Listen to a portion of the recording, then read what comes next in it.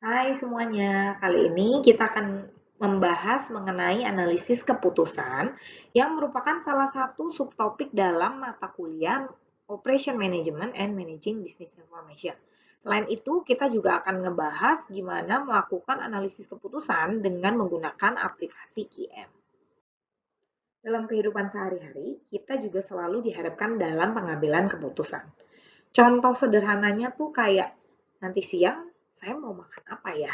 Gitu. Tentunya ada nih pilihan-pilihan yang akan disesuaikan dengan kebutuhannya kita dan juga kondisi yang ada saat ini. Nah, begitu pula dalam bisnis. Jadi perlu dilakukan analisis sebelum mengambil keputusan bisnis. Karena keputusan yang diambil itu akan mempengaruhi nih keberhasilan ataupun kegagalan dari bisnis tersebut. Nah, yang menjadi tantangannya dalam bisnis adalah gimana caranya mengatasi ketidakpastian.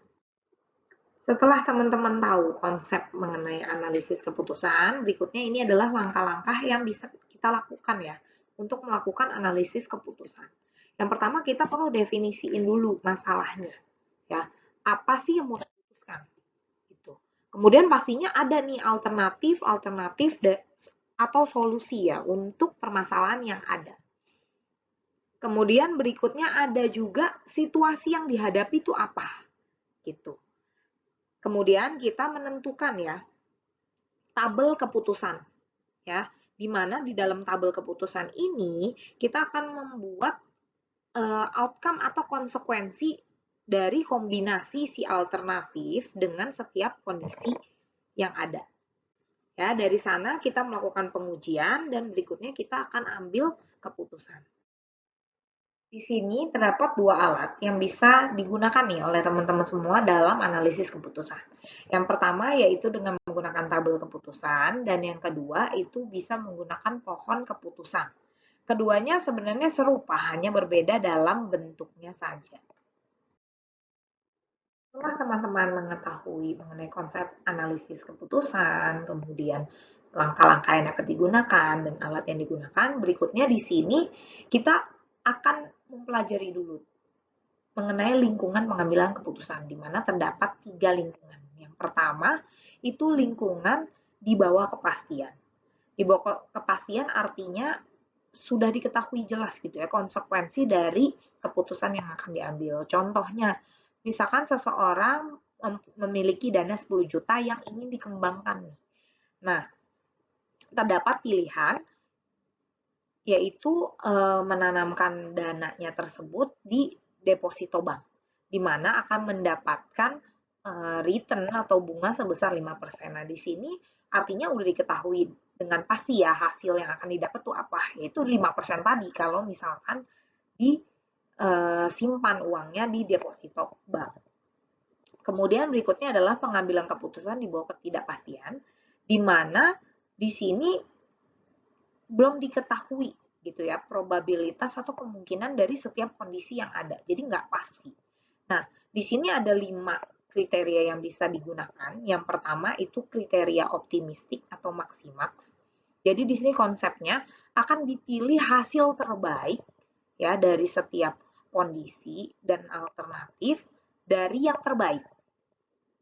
Kemudian pesimistik atau maksimin. Ini akan diambil yang terbaik dari yang tidak baik atau buruk gitu, dari yang terburuk. Kemudian ada kriteria equally likely atau less, di mana di sini kita menganggap setiap kondisi yang ada itu punya kesempatan yang sama atau punya probabilitas yang sama. Oke, berikutnya adalah kriteria Hurwitz, yaitu perpaduan optimis dengan pesimis yang menggunakan tingkat optimisme atau alfa, ya. Dan yang terakhir itu minimax regret, yaitu di sini kita menggunakan konsep kerugian peluang, di mana nanti kita akan mengambil keputusan itu berdasarkan nilai kerugian peluang yang paling kecil. Selanjutnya adalah tipe lingkungan yang terakhir, yaitu lingkungan di bawah resiko. Di sini si pengambil keputusan itu sudah memiliki informasi ya mengenai kemungkinan dari setiap kondisi yang ada atau kita mengetahui nih probabilitasnya. Nah, di sini ada dua kriteria, ada expected monetary value dan juga expected opportunity loss. Kalau expected monetary value, konsepnya yang tadi, jadi kita sudah mengetahui probabilitasnya berapa gitu dari setiap kondisi yang ada. Untuk expected opportunity loss itu juga menggunakan konsep yang sama dengan minimax regret, yaitu dengan kerugian peluang, konsep kerugian peluang, cuman bedanya di sini waktu dilakukan perhitungan itu sudah menggunakan probabilitas. Nah, untuk lebih jelasnya, mari kita lihat contohnya langsung. Berikut ini merupakan soal yang akan kita gunakan untuk menganalisis keputusan. Pertama kita lihat dulu di sini ada 3 alternatif, ya. Kemudian ada 3 jenis kondisi atau situasi, dan juga terdapat probabilitas dari masing-masing kondisi atau situasi yang ada. Langkah pertama adalah kita membuka aplikasi IM, kemudian pilih modul, pilih decision analysis, kemudian klik file new decision table.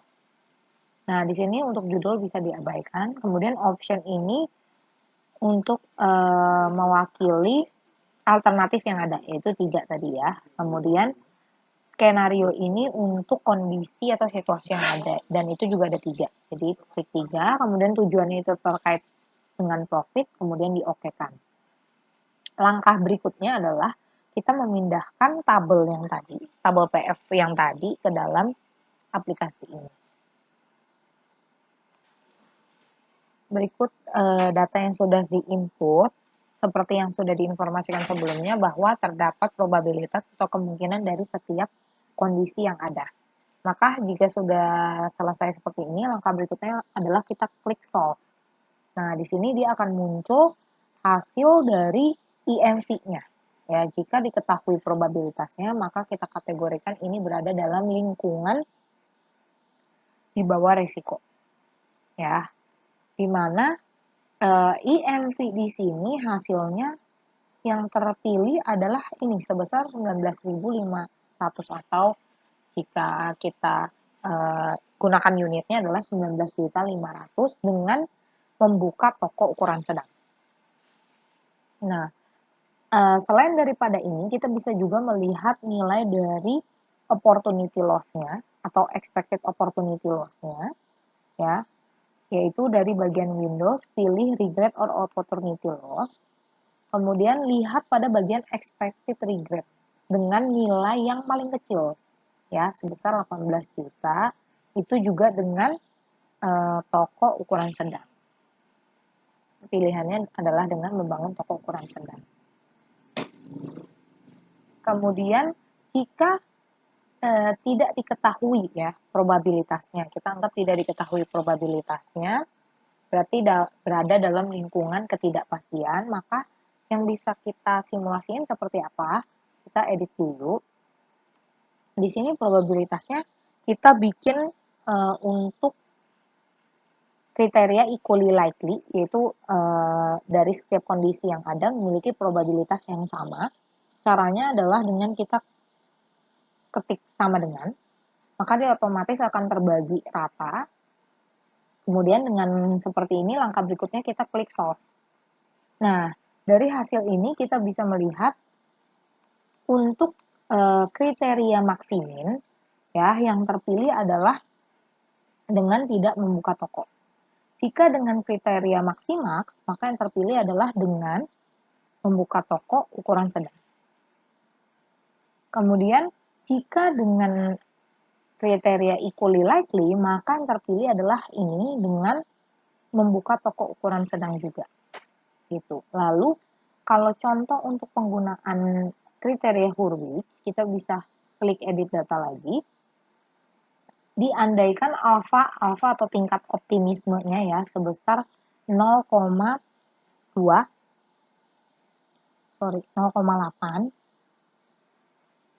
Kalau sudah, kita klik solve. Nah, di sini bisa terlihat juga hasilnya melalui hasil yang ada di sini. Windows, pilih Hurwitz table.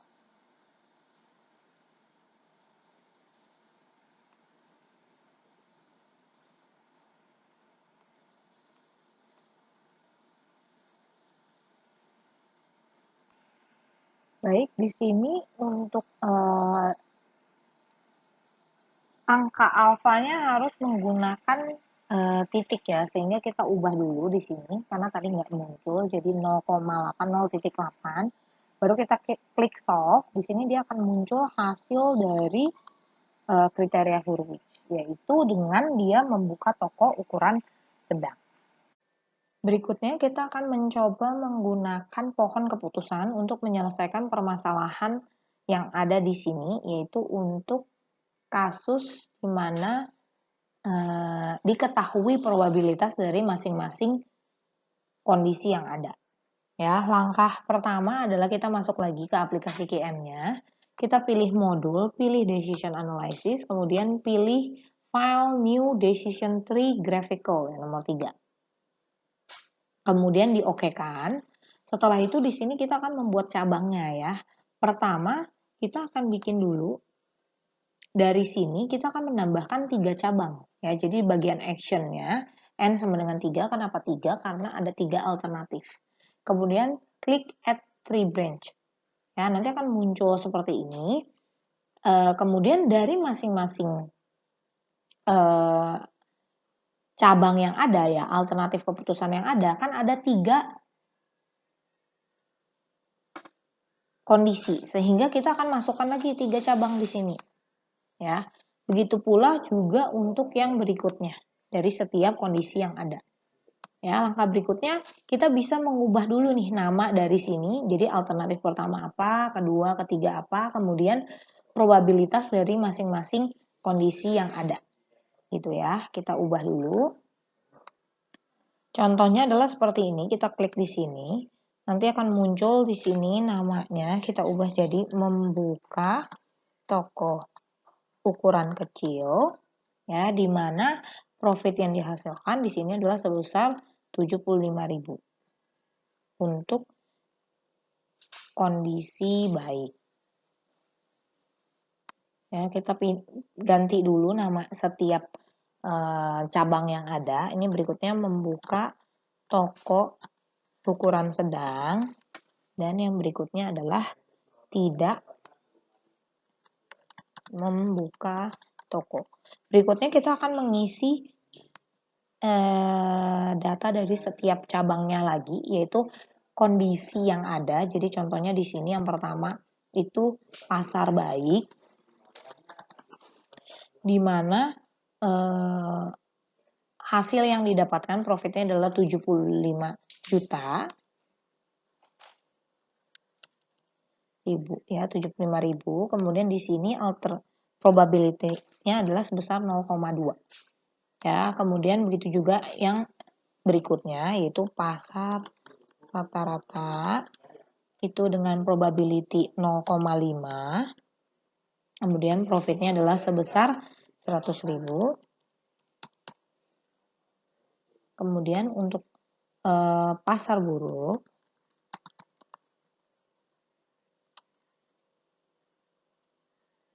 pasar rata-rata 25 ya. 25. Kemudian pasar buruk adalah minus 40.000. Min 40.000. Ya, untuk probabilitasnya adalah sebesar 0,3. Dan seterusnya ya, kita isi dulu sesuai dengan data yang ada. Ya, jika sudah terisi seperti ini, sebenarnya untuk di bagian tidak membuka toko bisa saja sih kalau tidak mau memunculkan alternatif yang ada. Karena dia hasilnya pun sama-sama 0, tapi kalau dimunculkan pun tidak masalah. Sehingga kalau sudah jadi seperti ini, maka langkah berikutnya yang bisa kita lakukan adalah kita klik solve, maka dia akan otomatis memunculkan nih. Lihat yang warnanya biru, di sini memunculkan hasil alternatif yang sebaiknya dipilih.